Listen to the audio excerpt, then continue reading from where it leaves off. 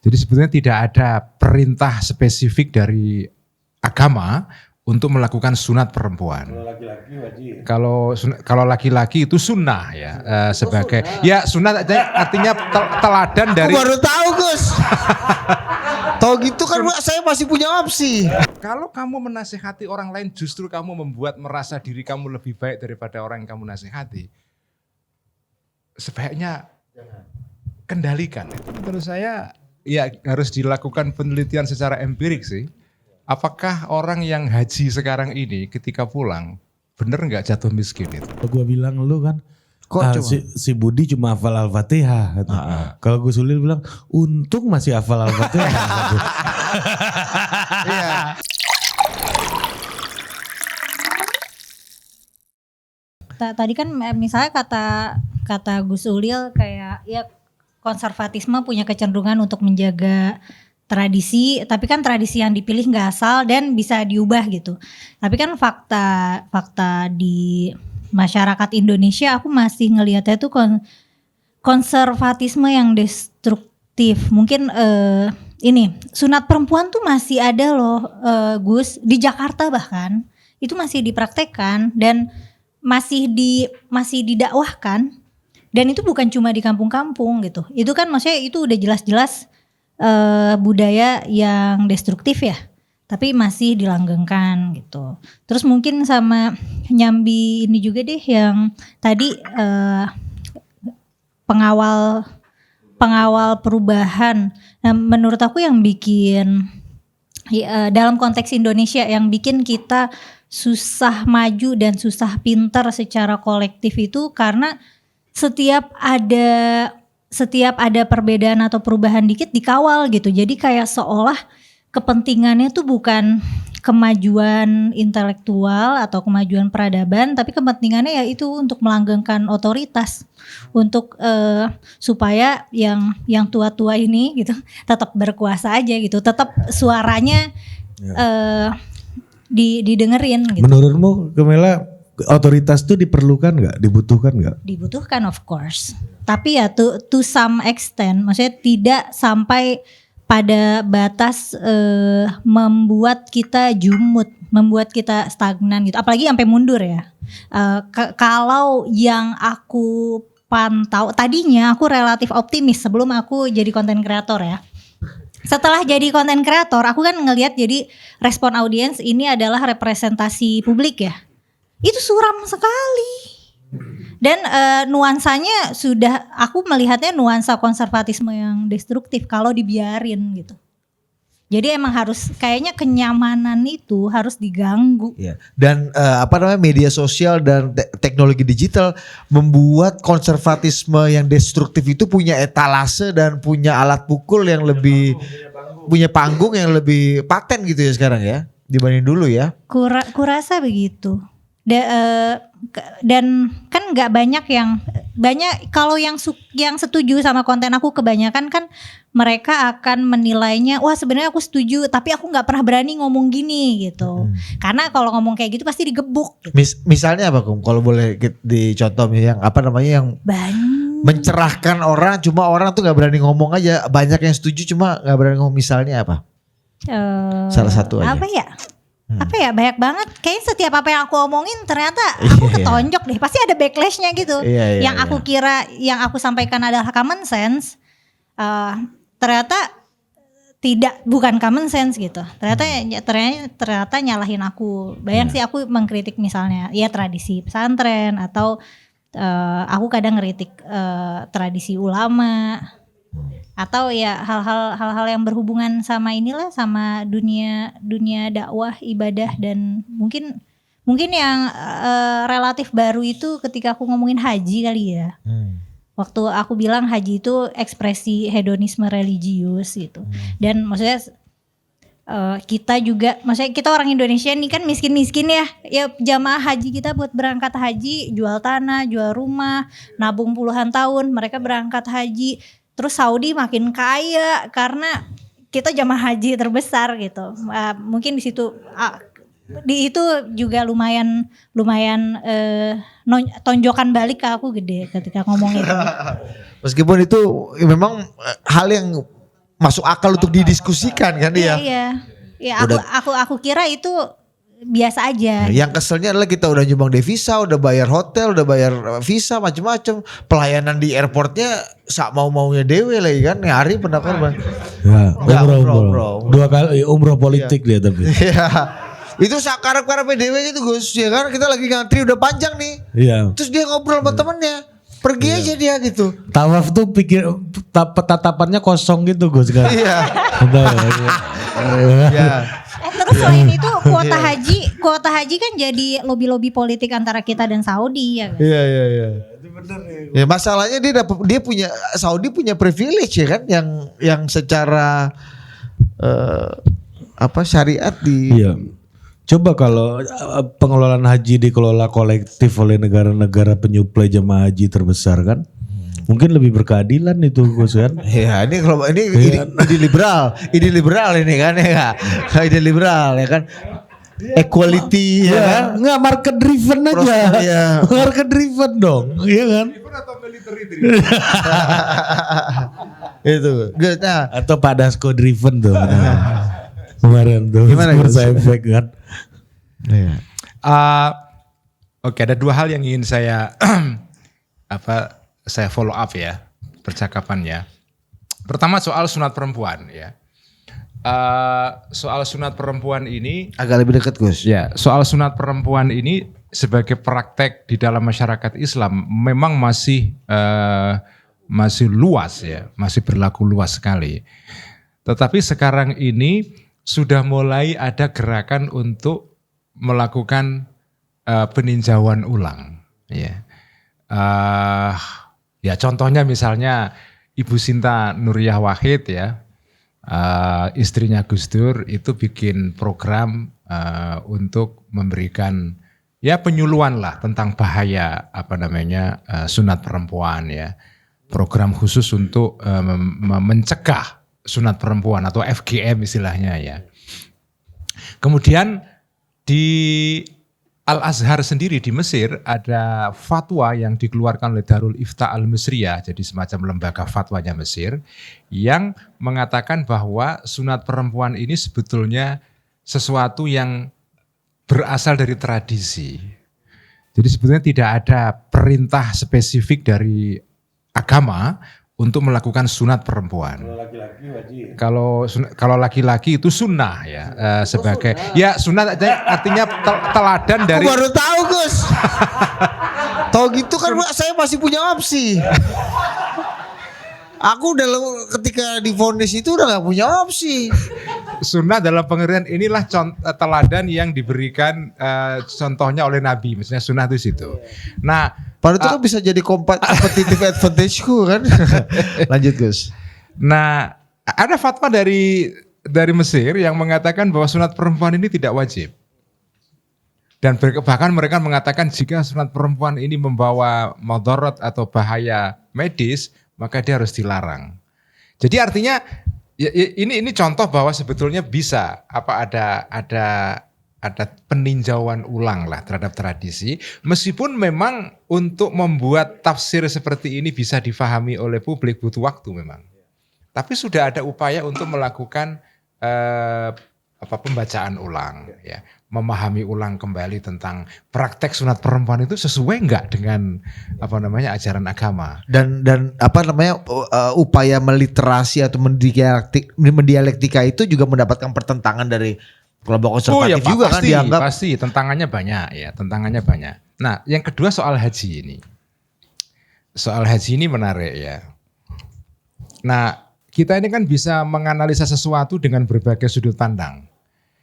Dari satu segi, haji itu memang ya mungkin bagi sebagian orang absurd ya. Ada orang yang miskin, tidak punya harta yang cukup, tiba-tiba dia harus menjual tanah dan pergi haji sehingga kehilangan tanahnya. Kehilangan mean of production-nya, alat-alat produksi yang dipakai untuk mendukung kehidupannya dia. Ya.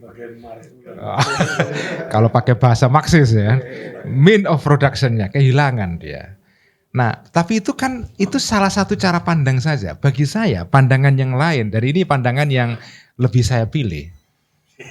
Ya saya pilih ini. Saya lebih melihatnya dari sudut orang begitu penghayatan keagamaannya mendalam dan dia kepingin sekali mengalami momen ziarah ke Makkah dan Madinah, dia mampu mengorbankan apa saja. Nah, pengalaman spiritual seperti ini itu pengalaman spiritual yang universal pada semua agama. Orang-orang beragama demi mengalami spiritualitas, dia bisa mengorbankan apa saja. Pertimbangan material tidak penting. Jadi misalnya gini, saya kemarin barusan menghadiri acara agama Hindu yang termasuk yang paling suci di Sungai Gangga. Sebulan yang lalu. Jadi ada acara di dalam agama Hindu yang diadakan setiap 144 tahun sekali. Nah, saya kemarin datang ke sana, diundang oleh kelompok Hindu di sana menghadiri acara mereka dan kemudian ikut di dalam perayaan ini. Ya saya menikmatinya sebagai rekreasi, tapi saya bisa merasakan getaran-getaran spiritualnya lah ya. Nah, di dalam acara ini, jadi itu prakteknya adalah orang Hindu datang ke Sungai Gangga, kemudian menenggelamkan diri 3 kali. Drowning, dip ya, nyelam 3 kali. Ya, dengan niat pertama kali untuk kesejahteraan dirinya, keluarganya, dan kawan-kawannya, kira-kira gitu ya. Kayak agak mirip ini dengan doa nisfu Sya'ban itu ya. Agak mirip itu. Nah, ini acara Hindu namanya Mahakumbh Mela. Ya, Mahakumbh Mela ini itu didatangi oleh jutaan orang Hindu. Jauh lebih besar daripada jemaah haji. Karena berlangsung selama sebulan. Dan cuma di Sungai Gangga. Di Sungai Gangga. Jadi itu ada titik pertemuan antara 3 sungai. 2 sungai di dunia, 1 sungai dari surga.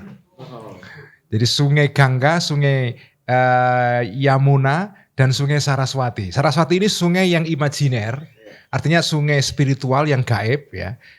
Yang real 2 sungai ini, Gangga dan Yamuna. Nah, 3 sungai ini bertemu di satu titik. Titik inilah yang dituju banyak orang ini, jutaan orang ini. Mereka kemudian mandi di situ. Nah, saya sampai ke titik itu. Ikut mandi saya. Ya sebagai bagian dari rekreasi lah ya. Bagi saya itu rekreasi. Tapi begini, poin saya adalah itu jutaan orang Hindu datang dari berbagai pelosok dari India, jalan kaki. Bisa berkilo-kilo. Jadi buat saya itu orang beragama demi pengalaman spiritualnya, dia bisa mengorbankan apa saja. Mungkin bagi orang lain absurd menjual tanah. Tapi bagi orang yang melakukan itu tanah tidak ada artinya. Dibanding dengan pengalaman yang dia alami bisa ziarah ke Masjidil Haram, ke Tanah Suci itu. Nah, poin yang saya ingin tunjukkan adalah bahwa analisa ekonomi itu tidak memadai. Analisa ekonomi penting pada saat to some extent, ya sampai ke titik tertentu. Tapi ada analisis lain yang juga perlu dilihat juga, misalnya pengalaman spiritual. Mahal itu ya. Ya sama lah dengan orang demi nonton konser siapalah misalnya BTS atau Ed Sheeran sampai dibela-belain. Itu saya pernah ketemu si Ronald Jak FM. Iya, Sunda Praja itu yang Cagup ya. Cawagup ya. JJ Ronald gimana? JJ Ronald. Saya pernah ketemu dia itu, di bandara. Kamu mau kemana? Mau ke Irlandia. Nonton konser. Dibela-belain dari Jakarta sampai ke sana. Iya. Yang jadi masalah itu kan masyarakat kita sangat miskin. Kalau misalnya anggaplah nih orang tua umur 60 tahun, dia menghabiskan seluruh hartanya buat pergi haji. Terus kan dia yang penerima warisnya jadi gak dapat apa-apa. Pulang dia jadi luntang-lantung. Menurut aku kalau masalah kemiskinan di Indonesia ini kan ini banget ya, urgent banget dan ketimpangannya tinggi banget. Jadi aku ngeliatnya itu kemakan marketing aja untuk memuaskan rasa spiritualitas. Itu kan banyak opsi yang gak harus membuat kita menjadi miskin secara instan gitu. Tapi menurut saya ya harus dilakukan penelitian secara empirik sih. Apakah orang yang haji sekarang ini ketika pulang bener nggak jatuh miskin itu? Aku dengernya dari cerita-cerita orang Maksudnya haji. di antara jutaan kasus orang haji yang jatuh miskin itu berapa persen misalnya? Artinya kalau kasus ada ya. Tapi kalau itu bukan kasus yang signifikan kan kita tidak bisa menjadikannya sebagai patokan. Menurut aku kasus meskipun jumlahnya tidak signifikan itu tetap masalah karena itu berarti kemiskinan jadi keberlanjutan. Kan masalah kemiskinan di Indonesia itu adalah susah banget mutus garis kemiskinan.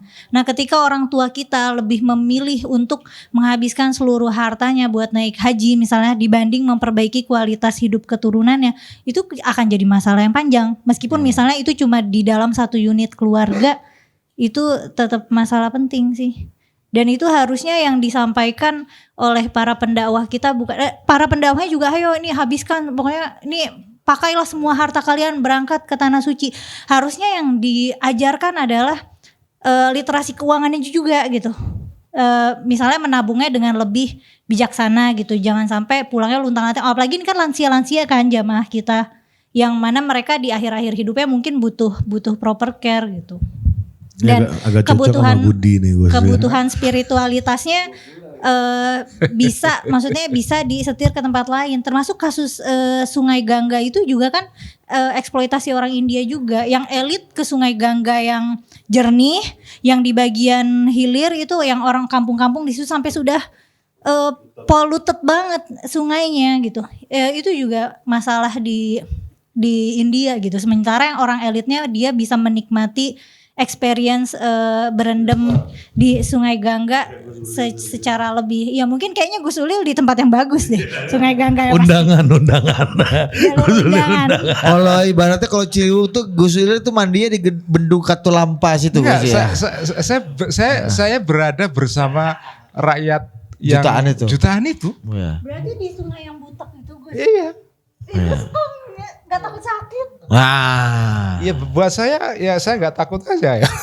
Saya menikmatinya sebagai pengalaman spiritual yang patut lah kita hayati. Jadi gini, menurut saya, nah di sini menurut saya keterbatasan analisis yang murni ekonomi ya. Memang kalau kita lihat dari sudut analisis ekonomi begitu, ya, saya setuju saja. Tapi menurut saya ini tidak memadai.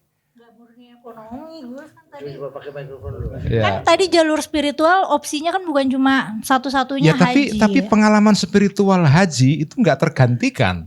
Tergantikan lah. Ya bagi mereka ini nggak tergantikan, bagi orang-orang yang sudah tua dan sudah uzur dan mereka tidak punya kesempatan lagi untuk pergi ke Mekah.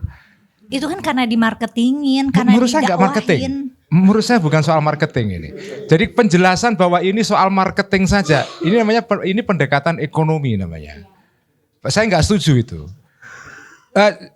Itu penting tapi to some extent, to certain limit. Tapi ada pengalaman manusia yang nggak bisa digantikan. Jadi misalnya gini, ini ada seorang kiai namanya Mbah Maimun Zubair itu. Itu setiap tahun kepengen haji. Kenapa? Karena kepengen meninggal di sana. Dan tercapai. Nah pengalaman seperti ini kan nggak bisa kita negasikan ya. Ada orang yang memang impiannya justru meninggal di tanah suci. Jadi maksud saya analisis ekonomi oke untuk mengatasi kemiskinan, tapi itu tidak memadai. Ada analisis lain yang non ekonomi yang harus juga kita perhatikan. Supaya lengkap cara pandang kita. Gitu. Ya agak mirip nonton konser itu kan. Iya kalau banyak uang mah gak masalah. Nggak, ada juga temen gue nih Gum, itu nonton konser habis itu pergi dia ke Singapura nonton Coldplay. Baliknya utang pinjol dia. Beneran. Pinjol Gum. Dan pengalaman nonton Coldplay itu tidak tergantikan ya. Menurut dia. Karena dia memposting itu dengan kebanggaan, status sosialnya jadi naik gitu-gitu loh. Mungkin hal itu kali yang agak-agak mirip kali ya. Tapi kalau konser Coldplay memang tidak tergantikan. Karena kan eventnya partikular pada momen tertentu itu doang. Sedangkan karena gak setiap hari Coldplay di sana ya, setiap tahun ya. Haji buka tiap tahun.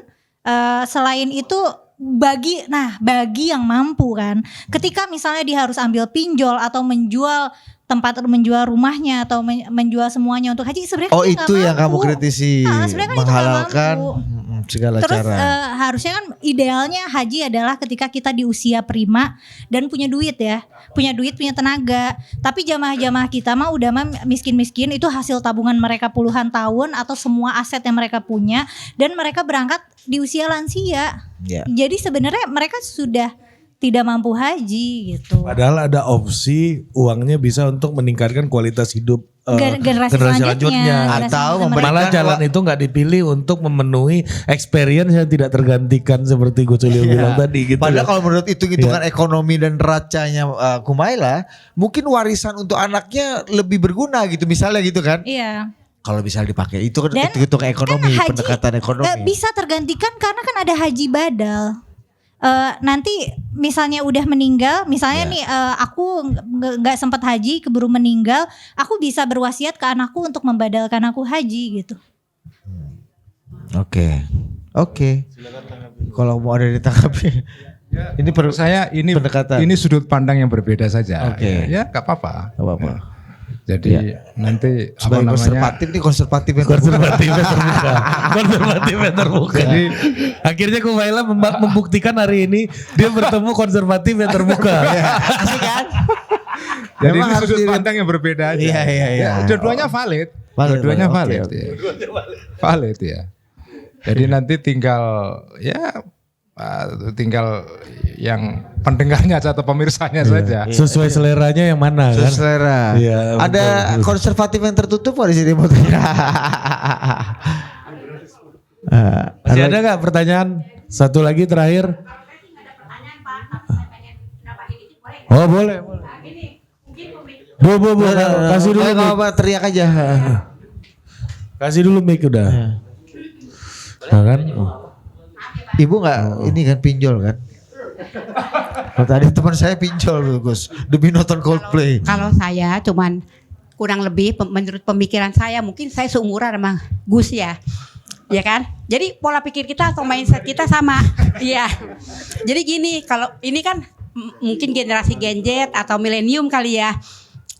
Itu kalau menurut Mbak yang itu ya, katanya bilang, Mbak siapa namanya tadi? Ya Mela.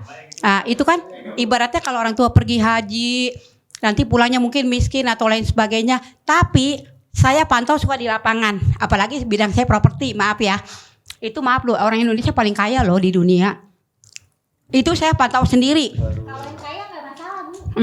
Nah terus kemudian, kalau sekiranya nanti pulang susah atau anaknya nggak dapat harta warisan, itu udah derita lu. Bener nggak? Jadi ibaratnya seperti itu. Jadi udahlah terima aja gitu loh. Ya istilahnya terima aja, nggak apa-apa. Mungkin udah resiko kita atau udah takdir kita seperti itu. Oke. Itu kepuasan tersendiri bukan seperti Siap. yang Gus bicara. Ya.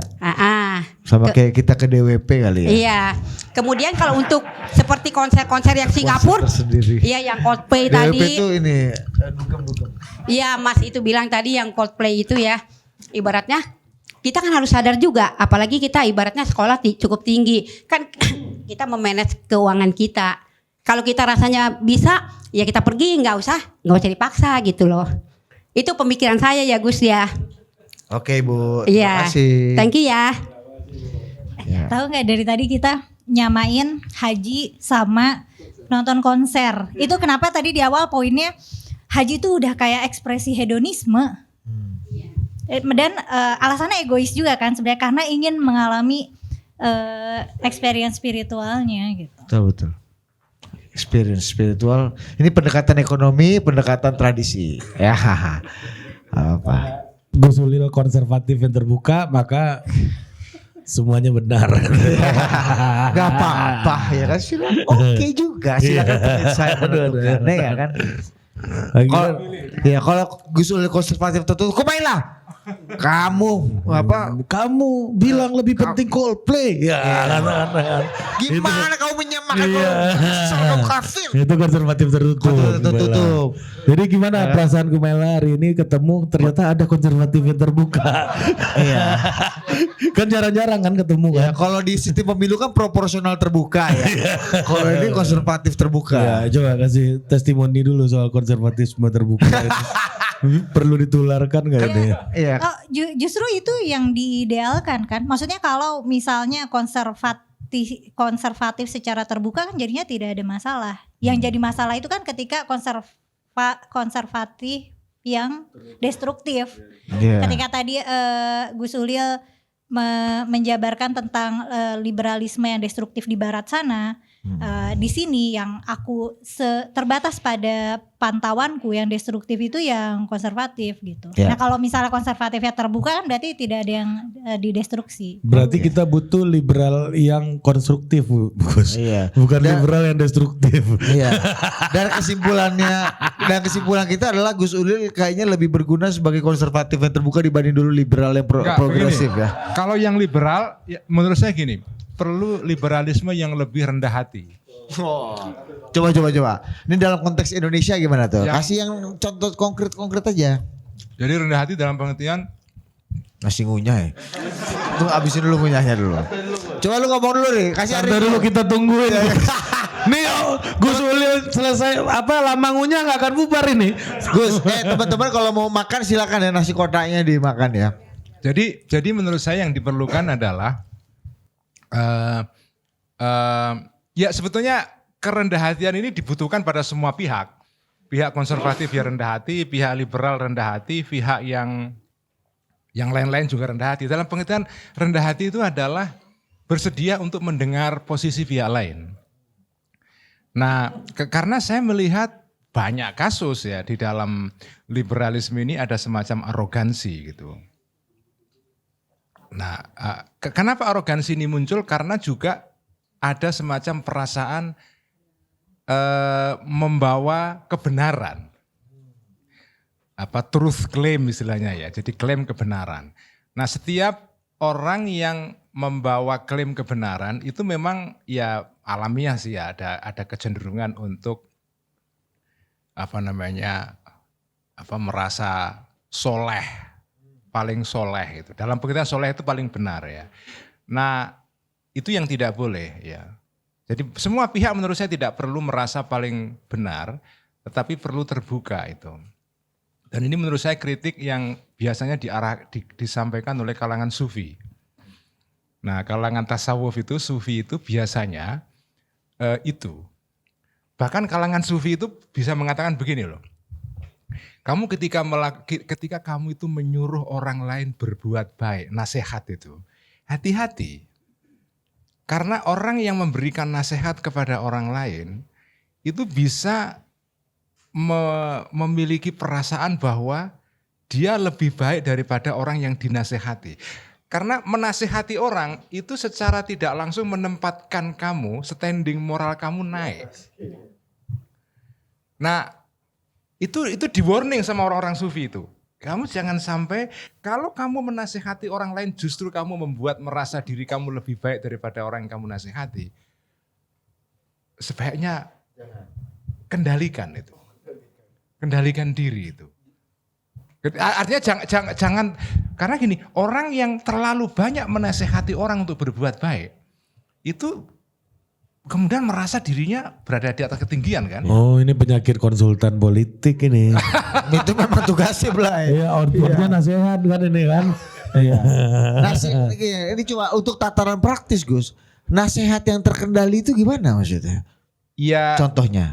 ya orang yang menasehati tapi dengan kesadaran penuh bahwa dirinya belum tentu lebih baik daripada orang yang dinasehati. Misalnya konteksnya saya kurang rajin dalam ritual keagamaan. Ya misalnya begitu. Nah, apa nasihat yang terkendali itu gimana Gus? Ya misalnya ini salah satu etos atau semangat yang diajarkan para sufi. Misalnya belum tentu orang yang baik hari ini akan selamanya baik berikutnya gitu kan.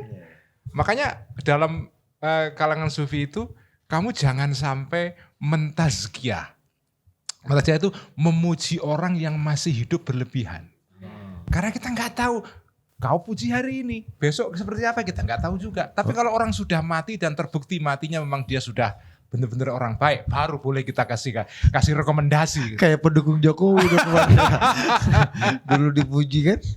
Sekarang Pendukung Anies juga. Adil. Kalau pendukung Anies relatif konsisten, Ri. Iya.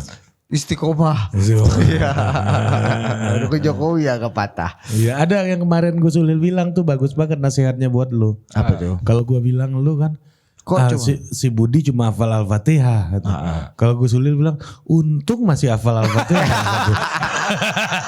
Iya. Ini perdebatan gelas ya.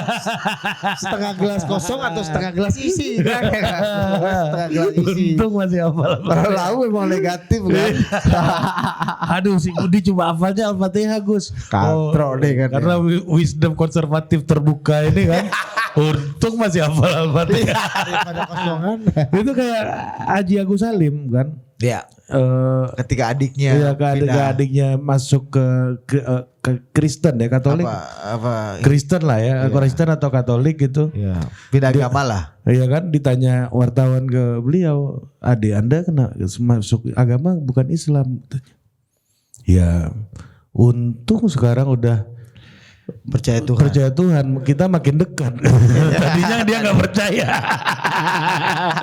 Itu wisdom konservatif terbuka. Subisme, ya, subistik. Oke, kita tutup dulu ya. Tutup aja ya. Tutup secara NU dulu, Dinda. Gimana? Tutup. NU. Oh, wallahu muwaffiq ila aqwamit thoriq. Wassalamualaikum warahmatullahi wabarakatuh. Sampai jumpa.